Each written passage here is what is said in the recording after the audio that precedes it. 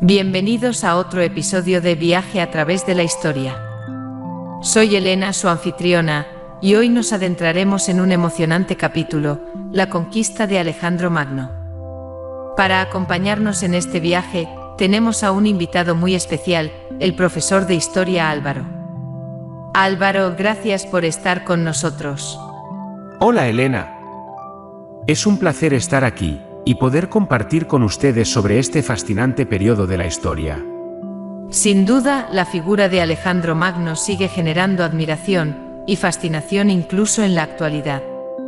Pero antes de adentrarnos en sus conquistas, ¿podrías darnos un poco de contexto sobre quién era Alejandro y cómo fue su educación? Por supuesto, Elena. Alejandro Magno nació en el 356 a.C. en Macedonia, en el seno de la familia real de los Antigónidas. Desde muy joven recibió una educación al estilo griego, lo que significa que fue instruido en una amplia gama de disciplinas que abarcaban desde la filosofía hasta las artes militares. Su tutor más destacado fue el gran filósofo Aristóteles, quien dejó una profunda huella en él. ¡Qué interesante! Sin duda, esa formación tan completa y diversa jugó un papel crucial en su posterior desarrollo como líder militar y estratega. ¿Puedes hablarnos un poco sobre sus primeras conquistas? Por supuesto, Elena. Una de las primeras metas de Alejandro fue la conquista del vasto imperio persa, gobernado en esa época por Darío III.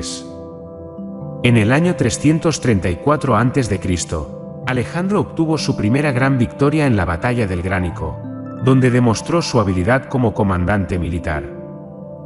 Al año siguiente, derrotó nuevamente al rey persa en la batalla de Isos, lo que consolidó su posición en Asia Menor.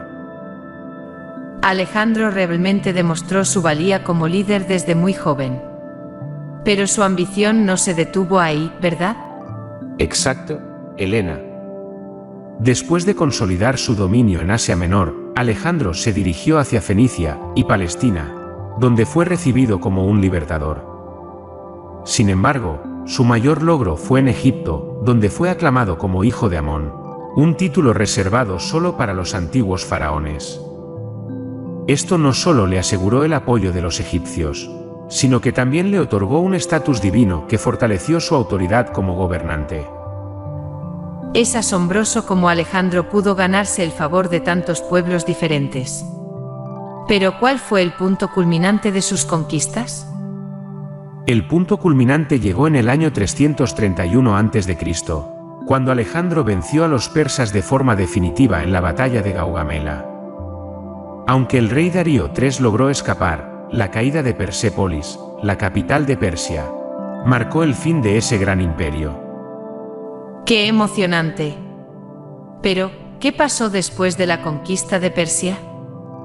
Después de consolidar su dominio en Persia, Alejandro designó a Babilonia como la capital de su vasto imperio, y buscó expandir aún más sus conquistas hacia el este, llegando en el año 326 a.C., al valle del Indo en la India, donde se enfrentó al rey indio Poros.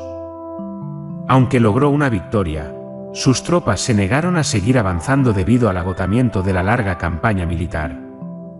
Sin embargo, su marcha hacia el este se vio interrumpida por su muerte prematura en el año 323 a.C. en Babilonia, a la edad de solo 32 años. Qué trágico final para un líder tan extraordinario. Pero su legado perdura hasta nuestros días. Álvaro, ¿qué crees que podemos aprender de la vida y las conquistas de Alejandro Magno? Creo que la vida de Alejandro Magno nos enseña la importancia del liderazgo audaz y la determinación en la consecución de grandes objetivos. Su habilidad para unificar culturas diversas bajo un mismo imperio es un testimonio de su visión y habilidad estratégica.